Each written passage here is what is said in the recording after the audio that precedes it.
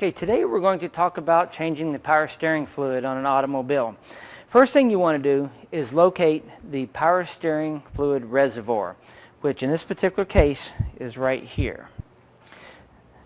We're now going to check the fluid in it, which you can raise the top, but you can also see the fluid is fairly dirty.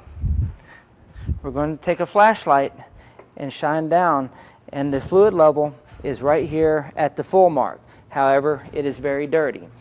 What we're going to do at this point, I'm going to disconnect the hose going into the reservoir. This is coming from the steering rack, going back into the reservoir. I would want to disconnect this hose and find an approved container to install it in to allow the fluid to drain into the container.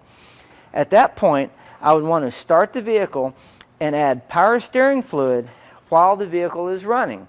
What this does is it takes the new fluid and it transfers it throughout the entire system into the pump, from the pump into the steering rack, and back up to the reservoir, which we are catching in an approved container. What we're doing is flushing out all the fluid and transferring the old fluid with the new.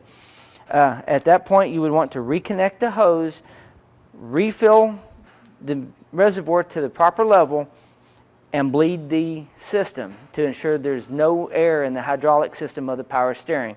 At that point, the job would be completed. This is a basic overview of the power steering system.